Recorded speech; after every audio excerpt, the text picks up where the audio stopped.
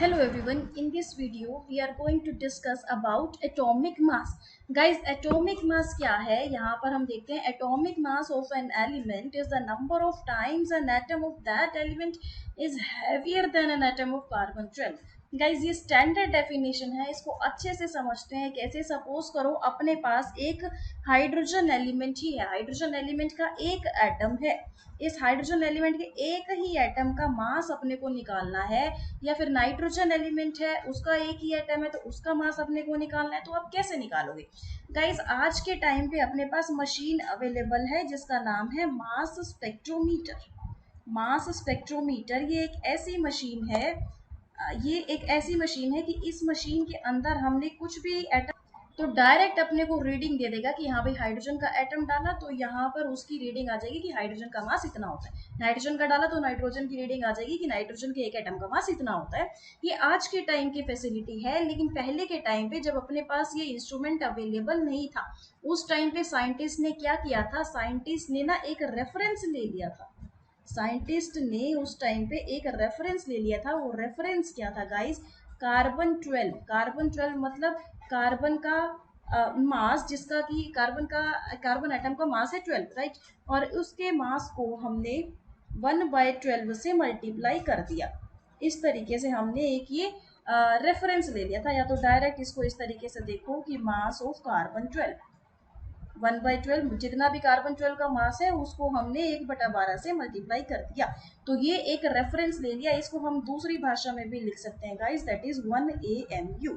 अब इस रेफरेंस को लेते हुए हमने बाकी के सारे एलिमेंट्स का मास निकाल लिया। कैसे निकाल लिया? इसको एक और भाषा में समझते हैं कि सपोज करो अपने पास ना एक ये बड़ा सा कंटेनर है, इसके अंदर ना काफी सारा वेट भरा है, कुछ भी वेट भरा है इस कंटेनर में।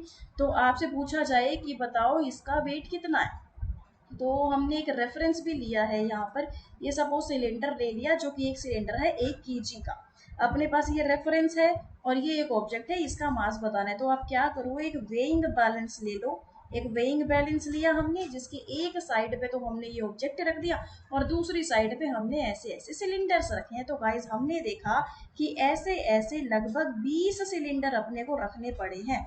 ऐसे ऐसे 1-1 kg के लगभग 20 सिलेंडर अपने को रखने पड़े हैं। तब जाके ये वेइंग बैलेंस ने अपनी रीडिंग दी है कि ये मतलब कि हुक जाके तब इक्वल आया है, सेम पोजीशन पे आया है। तो इसका मतलब क्या हुआ कि इस ऑब्जेक्ट का मास या फिर वेट, इस ऑब्जेक्ट का मास नहीं, वेट कहेंगे कि इस ऑब्जेक्ट का मास 20 kg है। 20 सिलेंडर के बराबर है। तो सिलेंडर एक रेफरेंस था, जो हमने पता है कि हाँ भाई एक सिलेंडर 1 kg का है, 20 सिलेंडर रखने पड़े तब जाके ये बराबरी पे आया। तो कहने का मतलब इस ऑब्जेक्ट का मास कितना है? 20 kg है। इस तरीके से हमने इस ऑब्जेक्ट का मास कैसे निकाला? इन सिलेंडर को रेफरेंस मान के हमने ऑब्जेक्ट का मास निकाल लिया। बिल्कुल ऐसे ही किसी भी एटम का अगर अपने को मास निकालना है तो हम इस चीज को रेफरेंस लेते हैं, दैट इज कार्बन 12 के एक एटम का मास, और उसकी हमने मल्टीप्लाई कर दी है 1/12 से। कार्बन एटम के एक ही एटम का मास और उसकी हमने मल्टीप्लाई कर दी है 1/12 से। यही चीज है अपने पास 1 AMU। तो गाइस जब भी हमने इसको रेफरेंस लेके नाइट्रोजन के एक एटम का मास निकालना चाहे, इस चीज को रेफरेंस लेके नाइट्रोजन के एक एटम का मास निकालना चाहा है, तो वो आया है 14 AMU के बराबर। कहने का मतलब ऐसे ऐसे टर्म्स को हमने 14 बार मल्टीप्लाई किया है, तब जाके नाइट्रोजन का मास बैलेंस हुआ है। तो कहने का मतलब इसको इस तरीके से भी लिख सकते हैं, नाइट्रोजन के मास को 14 multiply 1/12 multiply mass of 1 atom या फिर an atom of carbon 12, right. तो ये है अपने पास नाइट्रोजन का मास। इसी चीज को हमने बोल दिया है AMU। AMU क्या है यहाँ पर guys? Atomic mass, atomic mass unit. ये है अपने पास AMU। तो डायरेक्ट नाइट्रोजन के मास को हम बोल सकते हैं, ये आया है 14 AMU। सिमिलरली हमने ऑक्सीजन का भी मास निकालने की कोशिश की इसी चीज को रेफरेंस मान के। तो गाइस वो आता है अपने पास 16 AMU के बराबर। कहने का मतलब ऐसी ऐसी 16 टर्म्स को हमने मल्टीप्लाई किया है, तब जाके ऑक्सीजन का मास बैलेंस हुआ है। तो कहने का मतलब ऑक्सीजन का मास अपने पास कितना है? 16 AMU। गाइस इसी तरीके से हमने हर एलिमेंट के एटम का मास निकालने की कोशिश की। तो गाइस सेम मेथड से हमने हर एलिमेंट के एक एटम का एटॉमिक मास निकाला। जैसे कि हाइड्रोजन का निकाला तो आया 1 AMU, एक एटॉमिक मास यूनिट। हीलियम के लिए 4, लिथियम के लिए 6, बेरिलियम का 9, boron 10, carbon 12, nitrogen 14, oxygen 16, fluorine 19, neon 20। Similarly ऐसे हमने sodium, magnesium, aluminium, silicon, phosphorus, sulphur, chlorine, argon, potassium, calcium, हर एलिमेंट के एटम का एटॉमिक मास निकाल लिया। तो गाइस ये एटॉमिक मास की टेबल है जिसमें हमने एटॉमिक नंबर 1 से लेके 30 तक के एलिमेंट्स का एटॉमिक मास मेंशन कर रखा है। तो गाइस ये अपने को याद भी होने चाहिए। तो आगे देखते हैं।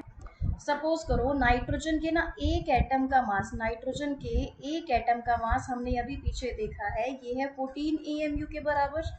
तो गाइज ये 14 AMU जो है ना, AMU बताया यही है 1/12 of mass of an atom of carbon 12, mass of an atom of carbon, carbon वाला 12 वाला आइसोटोप लिया है हमने। तो गाइज यहाँ पर ये AMU की जो वैल्यू आती है, ये AMU की वैल्यू ये है 1.66 into 10⁻⁻20 gram, that is 1.66 into 10⁻⁻24 ग्राम। तो गाइज ये अपने पास क्या है, ये है नाइट्रोजन के एक एटम का मास, सिर्फ एक ही एटम का मास है इतना। लेकिन अगर हम चाहें कि अपने को बताओ नाइट्रोजन के ना एक मोल एटम का मास बताओ, एक एटम का नहीं, नाइट्रोजन के एक मोल एटम्स हैं, आप उसका मास बताओ। तो गाइस इससे पहले अपने को पता होना चाहिए कि मोल क्या होता है। तो जैसे हम देखते हैं ना कि एक डजन में एक डजन केले आपको बोल दिए जाए तो यहाँ पर 12 केले होते हैं। एक डजन कॉपीज आपको कह दी जाए तो आप बोलोगे जी यहाँ पर 12 कॉपीज होती हैं। सिमिलरली यहाँ पर हम बोले कि एक मोल अपने पास अगर एटम्स हैं या फिर एक मोल मॉलिक्यूल है, पार्टिकल, एटम, आयन, मॉलिक्यूल कुछ भी हो सकता है, तो उसमें कितने एटम्स होंगे। जैसे एक दर्जन केले में 12 केले, तो एक मोल एटम में कितने एटम, तो आप बोलोगे जी 6.022 इंटू 10⁻23 एटम्स, इतने एटम्स होंगे, राइट। तो ये जो है ये एक एवोगैड्रो नंबर है, 6.022 इंटू 10⁻23 एवोगैड्रो नंबर है, जिसको कि हमने Na से भी डिनोट किया है। मोल कंसेप्ट पे हमने पहले भी एक वीडियो बना रखी है अच्छे से, वहाँ हम डिटेल में पढ़ सकते हैं। तो गाइज ऐसे एक मोल एटम में इतने सारे एटम्स आते हैं, मतलब नाइट्रोजन के एक मोल अगर एटम है ना, तो यहाँ पर नाइट्रोजन के एटम्स कितने हैं, एक मोल एटम मतलब कि नाइट्रोजन के लगभग इतने एटम्स हैं, 6.022 इंटू 10⁻23, राइट, इतने एटम्स है। तो एक मोल एटम का मास बताना है, मतलब कि इतने सारे एटम्स का मास बताना है। तो अपने को पता है भाई एक एटम का मास, नाइट्रोजन के एक एटम का मास, तो ये है, हमने ऊपर से कैलकुलेट कर रखा है, नाइट्रोजन के एक एटम का मास तो ये है। अब एक मोल एटम का मास बताना है, ये टर्म बतानी है, कहने का मतलब एक मोल एटम का मास बताना है, मतलब इतने सारे एटम्स का मास बताना है, तो एक एटम का तो इतना होता है, तो इतने सारे एटम्स का मास कितना हो जाएगा, इतने सारे एटम्स का मास कितना हो जाएगा, 14 मल्टीप्लाई 1.66 मल्टीप्लाई 10⁻⁻24 मल्टीप्लाई 6.022 इंटू 10⁻23 ग्राम, इतने ग्राम आ जाएगा। गाइस इसी पूरी को अगर आप सोल्व करते हो तो ये अपने पास आता है लगभग ये 14 ग्राम के बराबर आएगा, लगभग ये चीज़ अपने पास आएगी गाइस 14 ग्राम के बराबर। तो गाइस यहाँ से हम क्या समझ रहे हैं कि अगर नाइट्रोजन के एक एटम का मास हम निकाल रहे हैं ना, तो वो है 14 AMU। यही हम अगर एक मोल एटम का मास निकाल रहे हैं तो ये है 14 ग्राम। इस चीज़ को ध्यान में रखना है कि अगर एक ही एटम का मास निकाल रहे हैं तो इट इज़ 14 AMU, एक मोल एटम का मास निकाल रहे हैं तो ये 14 ग्राम के बराबर है। बिल्कुल ऐसे ही आप और एलिमेंट्स के केस में भी है, ऑक्सीजन के एक एटम का मास है 16 AMU, लेकिन ऑक्सीजन के एक मोल एटम्स का मास, एक मोल एटम का मास ऑक्सीजन के, तो वो आएगा 16 ग्राम के बराबर। इस तरीके से हाइड्रोजन के एक एटम का मास है 1 AMU, हाइड्रोजन के एक मोल एटम का मास हो जाएगा 1 ग्राम। ऐसे ही आप और भी कुछ भी ले सकते हो। लिथियम के एक एटम का मास है 6 ग्राम, 6 AMU, 6 AMU। लिथियम के एक मोल एटम का मास कितना हो जाएगा गाइस, 6 ग्राम। तो ये था अपने पास एटॉमिक मास का कंसेप्ट। आगे हम देखते हैं एवरेज एटॉमिक मास। ये क्या होता है, atomic mass of an element must be it's average atomic mass of isotope. Guys कोई भी अगर एलिमेंट है वो आइसोटोप में एग्जिस्ट कर रहा है, जैसे कि अपने पास कार्बन ही है, कार्बन 12 की फॉर्म में भी एग्जिस्ट करता है, कार्बन 13 की फॉर्म में भी एग्जिस्ट करता है, कार्बन 14 की फॉर्म में भी एग्जिस्ट करता है। तो यहाँ पर ये क्या है, कार्बन के आइसोटोप्स हैं। सिमिलरली अपने पास हाइड्रोजन भी है, हाइड्रोजन 1 की फॉर्म में भी एग्जिस्ट करता है, 2 की फॉर्म में भी एग्जिस्ट करता है, हाइड्रोजन 3 वाली फॉर्म में भी एग्जिस्ट करता है। गाइस ये है क्या अपने पास कार्बन 12, मतलब कार्बन का एटम ऐसा है जिसका मास 12 है, यहाँ कार्बन का ऐसा एटम है जिसका मास 13 है, या कार्बन का ऐसा एटम है जिसका मास 14 है। तो गाइस कार्बन के मास चेंज हो रहे हैं 12, 13, 14, लेकिन कार्बन का जो एटॉमिक नंबर है वो तो सेम ही रहेगा। कार्बन का एटॉमिक नंबर 6 होता है, तो क्योंकि कार्बन एलिमेंट जब सेम है तो एटॉमिक नंबर सेम रहेगा ही रहेगा। तो कार्बन का इनमें क्या आएगी, एटॉमिक नंबर तो सेम रह रहा है लेकिन एटॉमिक मास चेंज हो गया है, दैट इज 12, 13, 14। तो आइसोटोप्स क्या है, सेम एलिमेंट के ऐसे एटम्स है, सेम ही एलिमेंट के ऐसे एटम्स हैं जिनका एटॉमिक मास अलग अलग होता है। एटॉमिक मास डिफरेंट है लेकिन एटॉमिक नंबर बराबर है। ऐसे ही यहाँ पर हाइड्रोजन है, हाइड्रोजन का एटॉमिक मास 1 भी हो सकता है, 2 भी हो सकता है, 3 भी हो सकता है, एटॉमिक नंबर इसका 1 ही होगा। तो यहाँ पर ये क्या है, 3 हाइड्रोजन के आइसोटोप्स है, यहाँ पर भी ये कार्बन के 3 आइसोटोप्स हैं। तो ऐसे इसी पे बेस्ड एक क्वेश्चन है, वो कहता है कि बोरोन के ना 2 आइसोटोप्स हैं, बोरोन के 2 आइसोटोप्स हैं, कौन कौन से, जो बोरोन 10 की फॉर्म में भी एग्जिस्ट करता है, बोरोन 11 की फॉर्म में भी एग्जिस्ट कर रहा है, बोरोन 10 की फॉर्म में भी एग्जिस्ट कर रहा है, 11 की फॉर्म में भी एग्जिस्ट कर रहा है। तो 10 की फॉर्म में इसने बोल दिया, बोरोन 10 वाला जो आइसोटोप है यहाँ पर इसका मास है 10.013 AMU और 11 वाले का मास है 11.009 AMU। और कहते हैं कि ये 10 वाला आइसोटोप इतने परसेंट अबंडेंस में है, दैट इज 19.8% की अबंडेंस में है। ऐसे ही 11 वाला आइसोटोप 80.2% की अबंडेंस में है। तो आपको निकालना क्या है, एवरेज एटॉमिक मास निकालना है बोरोन का। कैलकुलेट, क्वेश्चन क्या है guys, calculate average atomic mass of boron, calculate average atomic mass of boron. इसी डेटा से निकालो। तो आप कैसे निकालोगे कि इसमें आप क्या करो, पहले इसकी मास लिख लो कितना है, 10 वाले का डेटा ले लो, 10 वाले का मास इतना है और इसकी अबंडेंस है 19.8% है। तो आप क्या करो, इसको परसेंट को ना डिवाइड बाय 100 कर लो, तो ये आ जाएगा 0.198। फिर आप इसको प्लस कर दो और फिर से इसका मास लो कितना है 11.009, मल्टीप्लाई करोगे तो ये आएगा 0.80। गाइस इसी डेटा को अगर हम सोल्व करेंगे तो ये आता है लगभग 10.85 AMU के बराबर। तो यहाँ पर इन आइसोटॉप्स से, बोरोन के इन आइसोटॉप्स से हमने क्या किया, बोरोन का एवरेज एटॉमिक मास निकाल लिया। तो गाइस ये है अपने पास एवरेज एटॉमिक मास की डेफिनेशन।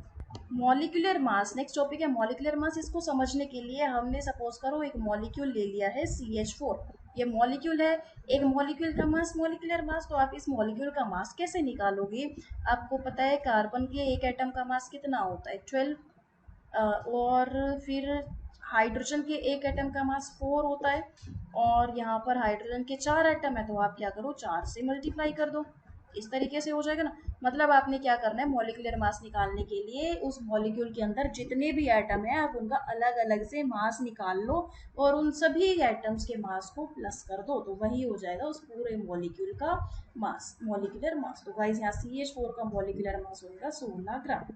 सिमिलरली यहाँ अगर हम देखें तो ये हो जाएगा NH3।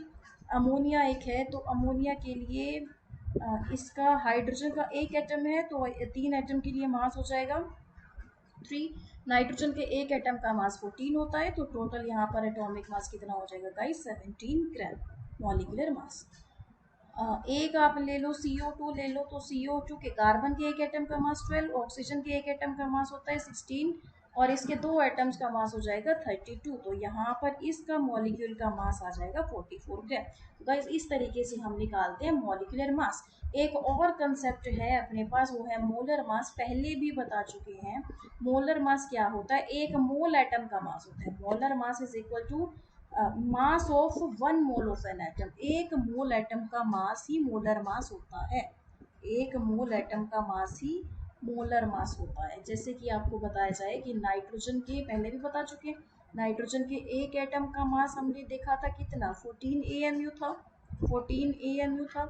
ऐसे ही आपको बोले जी नाइट्रोजन के ना एक मोल एटम का मास, नाइट्रोजन के एक मोल एटम का मास कितना होगा, तो हम पहले देख चुके हैं ये 14 ग्राम के बराबर होगा। तो मतलब ये एक मोल एटम्स का मास है ना, इतने सारे एटम्स का, कितने सारे एवोगैड्रो नंबर ऑफ एटम्स का मास कितने 6.022 इंटू 10⁻23 एटम्स का मास है ये 14 ग्राम। ये एक मोल एटम जो है ना, ये इतने सारे एटम्स हैं, राइट। तो यहाँ पे ये हो जाएगा मोलर मास। एक मोल एटम का मास ही मोलर मास होता है, तो एक मोल एटम का मास 14 ग्राम है, तो आप बोल सकते हो कि molar mass of nitrogen equal to 14 gram. एक एटम का मास 14 AMU, एक एटम का मास मतलब atomic mass, atomic mass nitrogen का है 14 AMU। ऐसे ही एक मोल एटम का मास मतलब कि मोलर मास, तो मोलर मास नाइट्रोजन का 14 ग्राम। 14 AMU एक एटम का मास या फिर एटॉमिक मास, 14 ग्राम एक मोल एटम का मास या फिर मोलर मास। ऐसे ही आपको बोल दिया जाए जी एक मोल ऑक्सीजन एटम का मास बताओ कितना हो जाएगा, तो आप बोलोगे जी 16 ग्राम। और एक ऑक्सीजन के एक ही एटम का मास, ऑक्सीजन के यहाँ पर देखो ऑक्सीजन के एक ही एटम का मास कितना होगा, तो वो हो जाएगा 16 AMU। इसको इस भाषा में भी बोल सकते हैं कि एटॉमिक मास ऑक्सीजन का है 16 AMU, या फिर ऑक्सीजन के एक एटम का मास है 16 AMU। ऑक्सीजन का मोलर मास है 16 ग्राम, ऑक्सीजन का मोलर मास है 16 ग्राम, या फिर ऑक्सीजन के एक मोल एटम का मास है 16 ग्राम। तो गाइस ये था आज की वीडियो के लिए, मिलते हैं नेक्स्ट वीडियो में।